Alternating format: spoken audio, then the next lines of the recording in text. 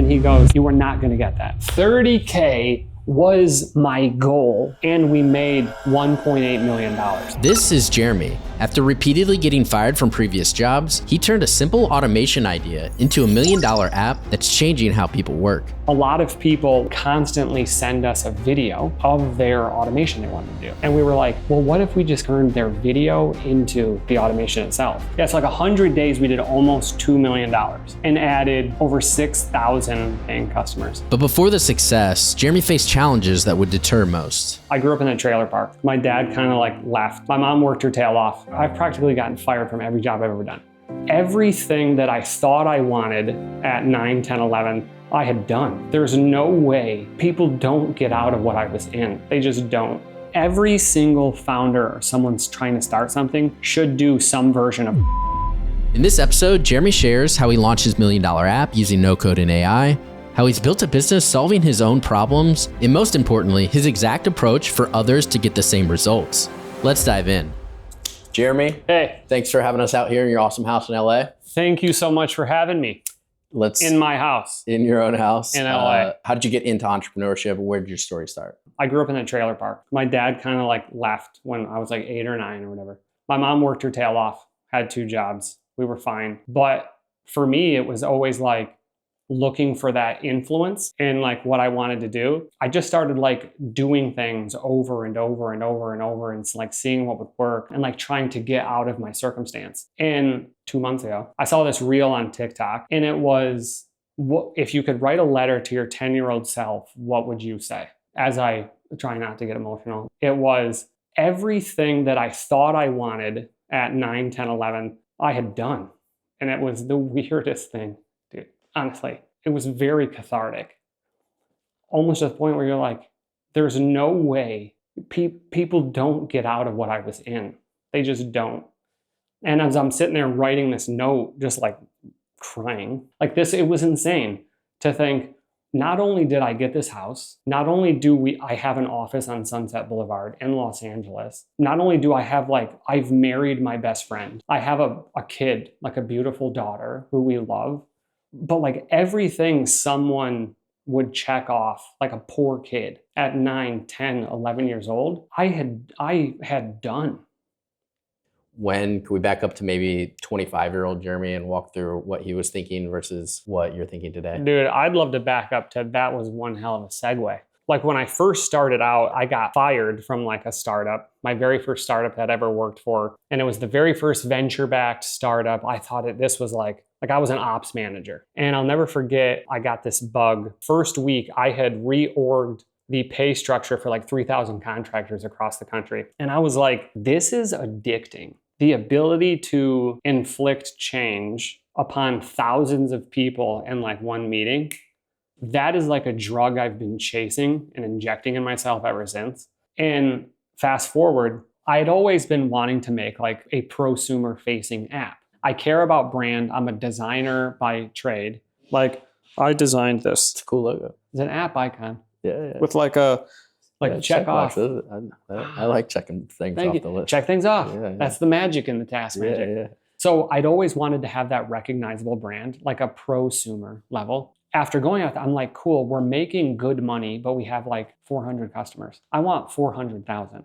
How do we get that? AppSumo had been courting me ever since we launched on Product Hunt. Jarrett, our old friend, Jarrett. Shout out Jarrett. He had contact every now and again. Like, hey, you want to launch that thing? Hey, you want to launch that thing? So I got back with him and I was like, hey, would love to see if we could launch this. Get this in the hands of as many people as possible. How do I do that? I remember the value prop of AppSumo was to like, some people might beat the shit out of it, but like you're going to get exposed to, at a minimum, tens of thousands of people. And that happened. Like we had like 20,000 unique visits to our page like every week. Looking at the numbers, I think over the course of 100 days, you did like 1.5 million? I thought it was 1.8 million. Like, what do you attribute that to? That's wild. Yeah, dude. Hard effing work. We have, and you can go on our page right now, scroll all the way down. You will see we have over 1,500 questions that were asked. And I personally have answered every single one myself. I feel so lucky to have people interested in something I've built, harkening back to all of those stories about no one giving a shit about anything that you build, Before we started, you showed me a photo of you at 25 being years fat. old. Yeah. Yeah. Of being incredibly obese. I was in a very depressive state and I wasn't doing the thing I thought I was meant to do in this world. It's like getting in these mindsets. And that's kind of how I weaved my way back into my current purpose of being an entrepreneur. So as you're applying that into your business life, what do you do next? What was the first company you started and how did that evolve into TaskMagic? So the very first company I started was the digital business card exchange thing, where I was like, there's got to be a way to exchange contact details with people. Again, this was like 2015, 2016. And it was kind of like a couple of those things had come out, but like nothing really stuck. A buddy of mine was like, hey, I'll buy that digital business card thing from you. And I was like, if he thinks that's valuable, I wonder if I can sell it again. So then I sold it again. And I sold it again. And then I sold another version of one of my pivots and I sold it again. And I would sell them for like $3-5 grand a pop. And I was like, holy crap, like there's like a business here. There's like non-technical people like me who want to like buy these like pre-built things and they customize things. So we pivoted that to V1, which was like a more productized version of what that was doing. And V1 was like a mobile app builder at the time. In 2020, we won No Code Product of the Year on Product Hunt. So that was pretty cool. And what had happened was like a lot of people like over the years following that wanted like integrations and like automations to be built into the app. They would constantly send us a video of their automation they wanted to do. I want to click here and then, then I have to go in and I have to copy paste this. Zapier can't do this. Can you do this? And I was like, sure, yeah, we can do this or whatever. We were able to automate a form going and then automating Zapier at the time, like with our tool. Like it could log into Zapier and set up the zaps based on what they did in the form. And we were like, well, what if we just kind of like turned their video into like the automation itself? And that was kind of the evolution of just taking their clicks, types, and copy paste. Literally that is from these videos that they would send us. And then we called it TaskMagic. And then when was the first moment or customer or any interaction when you were like, oh, wait, there could be something here? Probably early 2023, a little over a year and a half ago, maybe. We kind of soft launched just the automation tool. That is just literally recording the clicks, types, and copy paste. Something a human would do on the keyboard. You can just record it and play it back. So we kind of soft launched this. We found out that if the value prop of like this app didn't have like an API, or like a connection that someone could do something with their app, we could do it. So we just found a niche and it was like a sales niche. Facebook kind of was deprecating their groups API. Like, so Zapier couldn't even do it anymore or whatever. It was around the same time, I think. And we go, we can automate Facebook. And they go, what? They just deprecate. And then it kind of took off. Then people started like messaging people on Facebook. And then people started messaging people on Instagram and whatever. How'd you figure that out? How to do that? Because we don't need access to companies' APIs. Right. We just do the things humans can do. So if a human can go in and log into Instagram and send this message, right? The hard thing becomes, how do you send a bunch of messages with like variables and things like that? Right. So like that's our tool. Like Zapier is limited, or like other API-based automation tools are limited to what those companies give you. We can do it, like if a human can go in and log in and do something, you can do it with TaskMagic. Right. Okay, so then you started, people on Facebook and Instagram were using. And then people were like, dude, at the time, people were paying like hundreds of dollars a month. They were getting so frustrated they didn't want to do it, that they were like, I'm giving my VA $2,000 a month. And tell me what I need to give you. We had people paying $500, $700, $800, $1,000, $2,000 a month. And we were like, dang, there is something here. But like, I don't want it to be like an enterprise level thing. I always wanted to make a really cool prosumer facing app. Something that if I wore the logo off, at Disneyland when I went there and go, oh, you work at TaskMagic? And I go, it's my company. That's what I wanted, dude. Why'd you pick AppSumo? It was definitely brand recognition. Hey man, I see you with this shirt on. And I say, you work at AppSumo? And you say, the founder knows me, and you have a great story about it, right? And then they're like, can I buy you a cup of coffee? Do you know what I mean? Yeah, like that hasn't happened yet, but it hasn't. Yeah. Is it something you've wanted to happen? I wouldn't decline a cup of coffee. I'll buy you a cup of coffee. That happened today then. You did decline my Topo Chico. Well, I had to get Neil in one. You have to take it. Were you concerned at all about selling like lifetime access to your product? You're stuck with these people forever. And the one thing I kept coming back to, aren't you stuck with freemium users forever? You have to also support free users. If you swipe their credit, they swipe their credit card. Doesn't that mean exponentially more than a free user that's never given you a dime? And the answer to that is absolutely. Because when you're starting a company, there are two kinds of feedback. There is pre-purchase feedback and post-purchase feedback. People will say you have a great tool. This looks great. Great job. Well, would you use this? I'd use this if you built it. Yeah, let's do it right now. You got your credit card, Andy? Oh, everything after you ask them to whip out their credit card is their actual real feedback. End of story. AppSumo brings you, for whatever reason, negative and positive, they bring you people. It might be they just want something for the deal. Dude, those people's opinions matter more than every VC who's never given you a dime. Yeah, it's like 100 days we did almost $2 million and added over 6,000 paying customers. And were you expecting that? Leading up to my launch on AppSumo, I almost wanted to get out of it for one reason. And I talked with one of my best friends, founder, love this guy. He goes, what conservatively do you think you could get?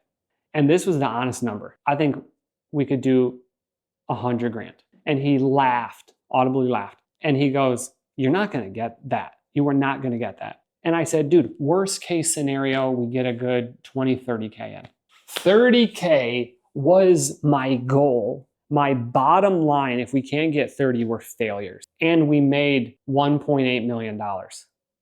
So did I think we could hit that? Honest to God, I'm a humble man. And even in my cockiest, most arrogant moments, I didn't think we could hit that.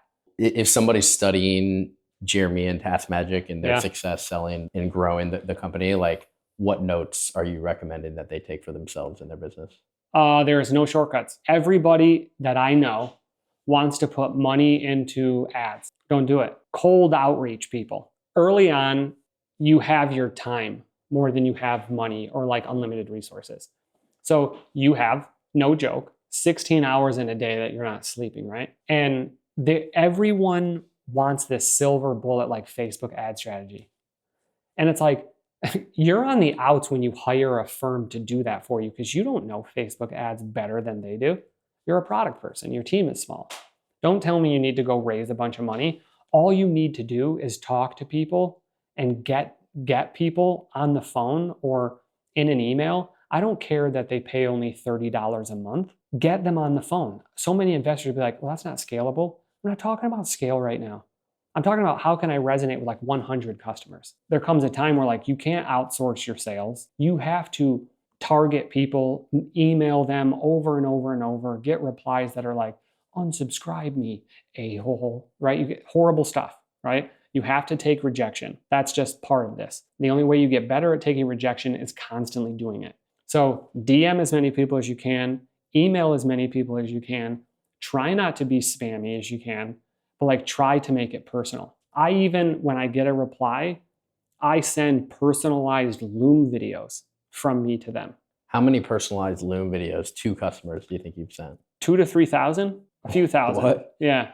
So like just over the weekend, I sent 200. Every single founder or someone's trying to start something should do some version of cold messaging, cold email, cold DMs. That's how you're going to message 300 and 3 people are going to get you back.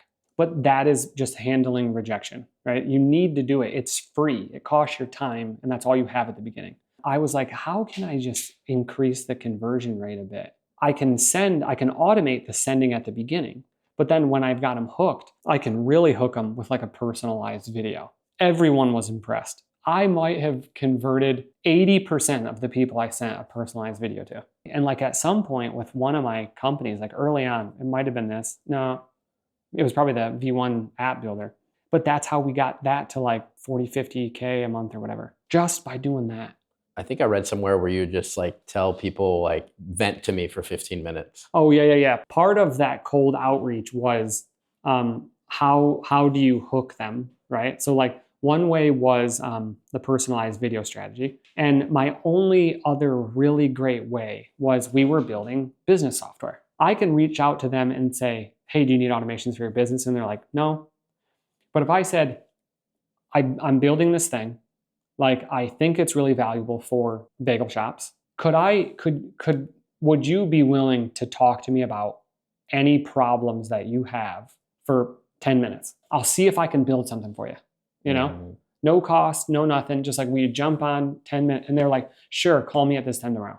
I would call them. And we got 30% of people were like, I'm in. Like call and vent, like just a vent. Like who doesn't like when I would like anyone to talk to me for 10 minutes, so nothing big, 10, 15 minutes, about just like venting to me about the problems I am having. They're sharing. Right. So it's like, I'm telling you, there's almost like a guilt that comes back where it's like, I should probably give that guy $20 because like that just saved me $150 of the therapy session, you know? Yeah. So like it kind of works in that way, and then you build a relationship. One of the core tenets I believe in being successful in any kind of thing you do, whether you work for someone or you're doing your own thing and you're selling to someone, it's take away someone's stress. You're not going to be successful in business if you're not taking your customers' stress away. Here, I want to talk about some of the scrappy ways you have done marketing. Yeah. And in particular, did you acquire a business recently?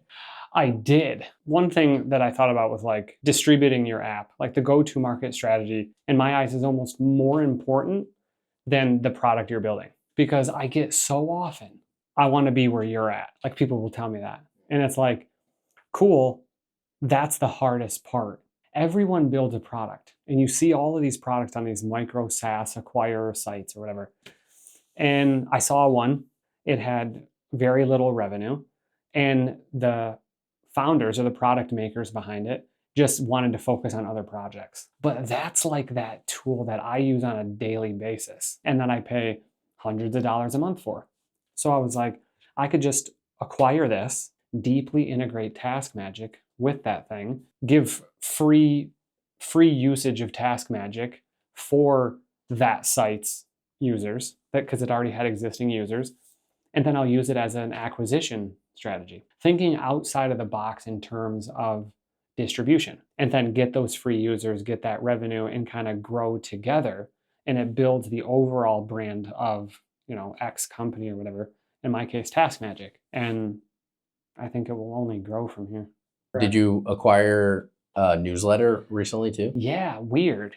I said there was this one newsletter, this no-code newsletter, No Code Exits. All we did was like, okay, I could use this as an acquisition strategy. I don't want to like force the readers to like read a TaskMagic ad, but owning that real estate is something that's valuable given that all of those readers would be interested in what we were doing because it's a no-code newsletter. Most of them probably use some automation tool like Zapier or Make or something like this, Pabbly, whatever. And it had at the time 11,000 newsletter subscribers. And I think this is public. I bought it for like 35 grand or something. What had happened was like, that's only like $3 a freemium user is what I had in my head.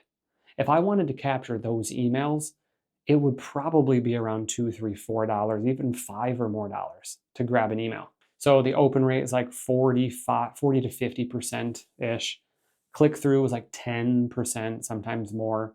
And I was like, this is really healthy, but it's almost like a guaranteed strategy to get focused people versus just putting in $500 to a Facebook ad, then giving $4,000 to an ad agency that's going to charge you to run the ads and go, oh, like, well, I need 6 months to make it. How often do you hear that?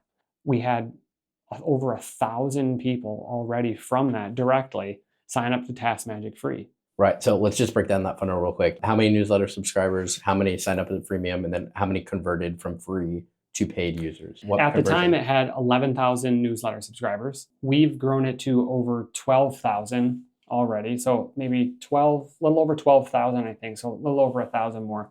We have gotten maybe 10% of those to sign up for a freemium model already.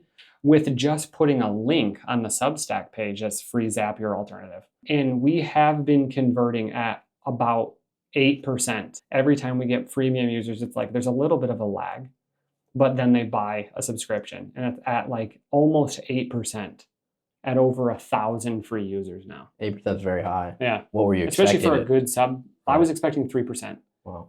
And I got a lot of people telling me, how you think you're going to get 3%? Bitch, I know product. Did you test or like pre-validate it before buying it? Did you like run an ad or anything? No, I didn't. The wonderful person who is kind of running it still now, she was one of our largest affiliates. I forgot about that. Way to go. Way to lead the interview. Something I don't do on my YouTube, which you can find linked below. So she was one of our large, like, because I PayPal affiliates. She was always driving business, driving sales. And a few times I had paid her money, sizable money, hundreds of dollars a pop, sometimes. And it was like, where is this coming from? And that's when I discovered the newsletter. And then she mentioned she was selling it.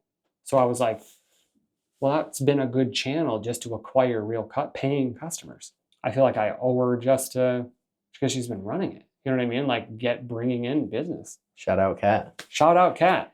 I think I saw that a little write-up about this. She put it on like 4 different acquisition platforms, and like within a day you reached out to her. Are you like browsing these acquisition platforms, or how do you find it? That's a really good question, man. You do your research before you come to people's homes. And I appreciate it. It is appreciated. I'll put my appreciation in the comments below. Again, it's been a month and a half since we've even had the freemium model. We were thinking about, how do you get distribution to a free model? A free model depends on the amount of traffic you get, period. So there's one variable that you need to overcome. How much traffic are you getting to your site? How many frees are you getting, right? So you need a good value prop. So it's like unlimited one app space automation. Unlimited, move your most used app. And no marketing toward this. Just that in the newsletter, just a site we called moveyourzap.com. And then, no joke, within a few days, we were thinking, like, do we sponsor the regular with like Google ads? Like, how do we get that? Like, do we pay to be a newsletter? Do we pay influencers? Bro, influencers wanted thousands of dollars. And it's like, your engagement is trash. I have more subscribers than you. And I've never charged anyone for anything. As a matter of fact, I push a button, record me going insane, and then like, oh, here's an update on TaskMagic, and here's what we've done, and then post it. The engagement is really solid. So, and then she mentioned she was selling it. So then that kind of started it. Then I got the fever. You know what I mean? I was like, now I'm going to search on these sites for something, right? I didn't discover it on a site. Then I was like, okay, how else do we get more freemium users? Why don't we partner with micro SaaS companies, right? Like young companies that have not really number of employees, but like even hundreds of users, 200, 300 users. And we will help them build the app that they can automate inside our platform, and they can embed it for free. And we will give their users free access to an unlimited number of automations using that app and integrations with our over 200 apps. So like, that's a value prop that they could give their young users to help grow it. So knowing with all of these data sets that we have, how do we open the funnel? And this was that. Then I was like, I could do that with this. So we could partner with people and just make micro acquisitions and then integrate like we would another partner and use it as a use case. Not only understanding the unit economics of how do I acquire a customer, drive them to my site and convert them, but driving the right customer. And That's she important. had the right customer. That's important with making one of these like micro acquisitions. You have to be, all I wanted to be was more certain than a Google ad. You have no idea who you're targeting, who's clicking on whatever it is. You can make guesses and their algorithm can make guesses. I'm trying to monetize Google's audience or Facebook's audience, meaning I'm paying them as an intermediary. If I go to Kat, yes, I'm paying her initially for that newsletter, but now it's mine. So I can do whatever I want with it. Like it's my audience. Like, I own that audience. Google owns their results. Facebook owns all their audience data. Like, now it's mine. So like, it might be a little more at the beginning, but it's something I own down the line. Did you map out like how long it would take to get your money back in terms of acquiring some of those customers to then become your customers, or some of those people on the newsletter become your customers, and or alternative like revenue streams for adding sponsorships or other ways? Yeah. So with a newsletter, it's really important that like you don't just throw ads, TaskMagic, and all of it, you know? Yeah. So we didn't want to directly sell to them, right? We kind of wanted to like, again, earn the trust. I would say it's not like I've gotten the ROI out of that yet, but the second project that we did because of no code exits, I started looking for other exits, right? As like a full-on brand, you know, because people build with TaskMagic and then they exit things. Like, everyone needs workflows and automations. That we have within 7 days made a 3x return on. And it was still like a sizable acquisition around a similar price of the newsletter. Wait, can you say what the other thing was? Mail lead. So we bought like a cold email outreach tool. And soon to be dropping on AppSumo. Right, can I say that? You can say that. I don't know if we're gonna leave it in. Well, F it then. But like, yeah, it's mail lead. Check it out. Maillead.io. We'll have that also linked up in the description. And that is coming on AppSumo? Yeah, it is. Okay. I just signed the Black Friday deal. Okay, nice. So if someone watching this is like, okay, I'm feeling kind of stuck with my business, I'm trying to get sort of traction, maybe like you've gotten with TaskMagic, what would you instruct them to do? Like, how would you look at that? Honestly, I would say cold call. It is the triedest and the truest of things that no one wants to do. So think about this. How did all of those influencers get their audience? Most likely by telling people it's easier than you think. Like, it just if I made a brand around, it's so easy. And you might see me do that now, thanks to Mitchell, okay? It's so easy, right? Hey, it's easy, look at me, look how I did it. Meanwhile, I'm bleeding and crying and everything behind the scenes or whatever. The thing is you can't get around it. Literally, do you want to know where no one is playing? Walking into small businesses selling software. No one's doing that. If no one wants to do that, that's where you win. Because if you want to be the 1%, you have to do the things that 99% of people won't do, and they won't do that. The one thing I really do think in like distribution strategies or any kind of strategy, if you're hearing the strategy from an influencer, it's done already. An influencer can hawk your product for you, right? And it could work, right? Because, you know, it aligns with their messaging or whatever. But if they're telling you a strategy, find something else to do. Because if they're telling their 3 million people to do that one thing and it worked killer, it is a physical impossibility. That strategy works for 3 million people. It is a impossibility because you need to play in the white space. The other thing too, you make a lot of content. And so I'm curious, when did you first start making content, and has that been beneficial for your business? I started making content in 2021, I think. And no one listened. No one watched. No one listened. I think my podcast did well, but that was like 2018 or something like that. It had like tens of thousands of downloads. It's nothing big. But like, I was always somewhat uncomfortable making content because the initial subscribers, or like, it's hard to get people to subscribe to your YouTube. It really is. It's also very hard to get people to subscribe to your newsletter. It's hard to do these things. Maybe another way to look at that is finding the thing that looks like work to other people, but feels like play to you. That's great. Oh, you're really good at this. I really do like how you put it, liking something that someone doesn't want to do. And I kind of think to myself, like, I didn't even know I liked to do that until I saw the results attached to it. You know, so it's like, I did not want to do that. I was so uncomfortable cold calling, AKA coming back to the content. I was so uncomfortable making content. And it's just like, the only way you're going to get comfortable doing this is making it every day. Dude, guys, gals, turn on the camera and just say what you're doing. Seriously. Content becomes fun when people are commenting, right? Like, sales becomes fun. You find with the rejection, when you know that number, that when you call 100 people, getting a no is just one step closer to getting a yes. That's such a great mindset to have, you know? So it's like just putting in, you can do that with content, right? It's that one video that no one replied to is one video closer to the video 100 people will reply to.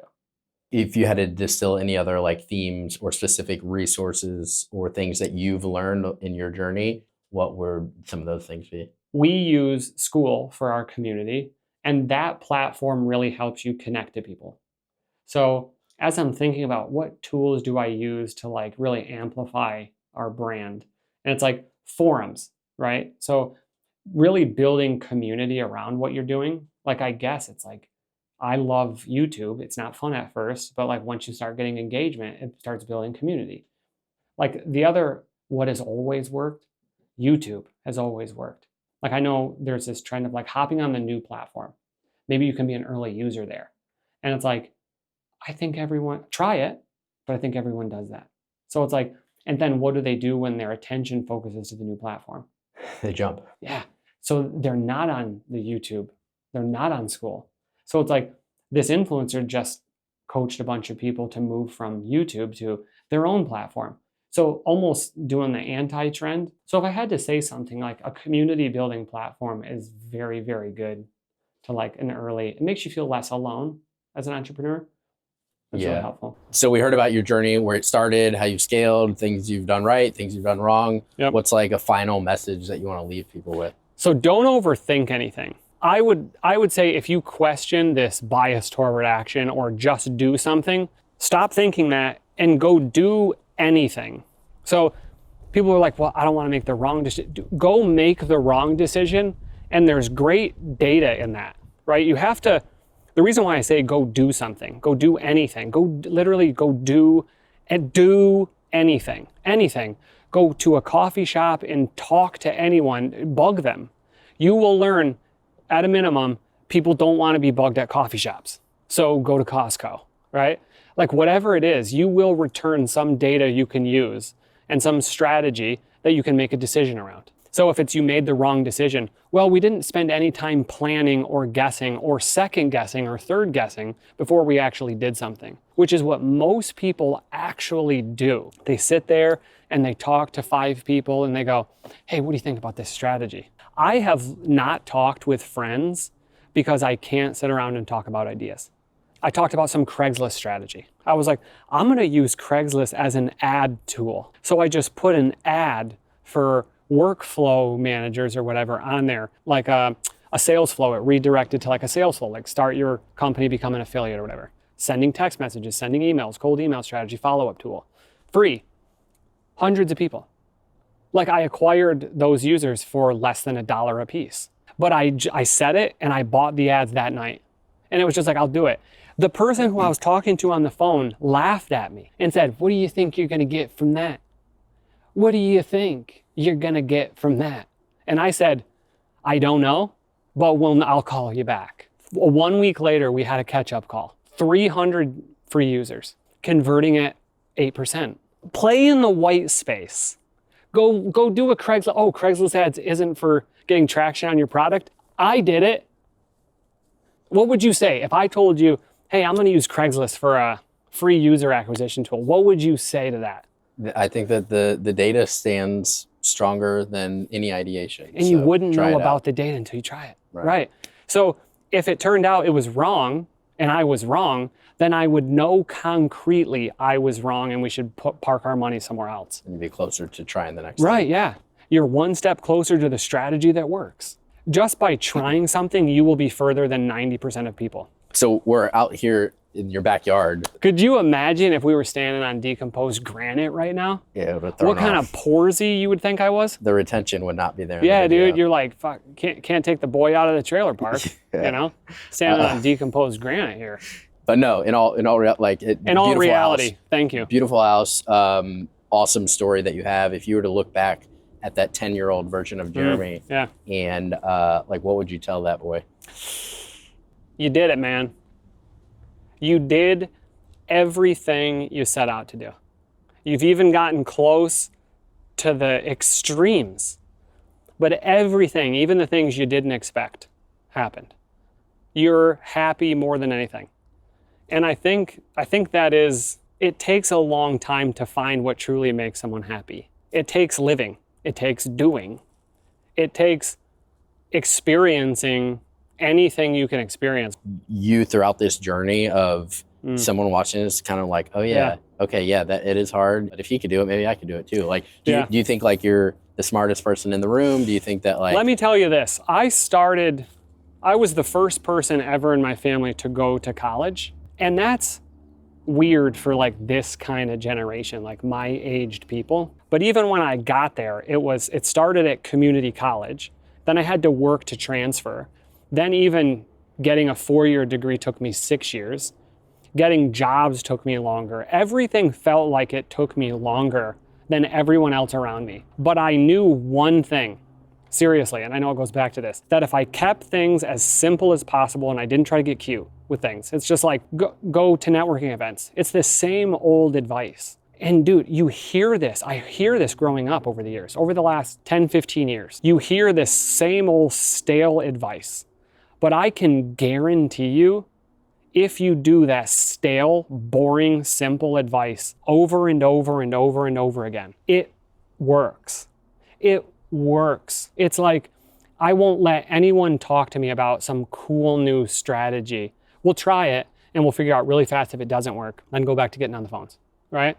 And it works. Over and over, I'll look back at my success, and when I write that note to the kid, me, or I look back at the things I've done where I'm like, how did you graduate from like a Big Ten university? Like, how did you do all this? Outside of saying like, it's all because of my wife, which brings me to my second point. Surround yourself with just a couple solid people. You need like 2 or 3 people. Share your bed with your best friend. I don't care who that is.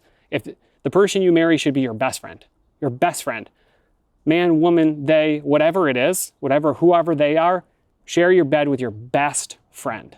Because that's the person who will pick you up when you cry. That's the person who will sit there with you your senior year, your 6th year out of 4-year, and make you do that quiz because she wants you to graduate. They don't want you to fail. So ultimately, it's keep things simple, value relationships, do the things, have a bias for action, and then ultimately get consistent feedback. Yes, that is exactly what I'm saying. You laid out the game You're plan. really good at this. Jeremy, any final last words to the listener, watcher? What do you want them to think? Hey, you can do it. You can do it.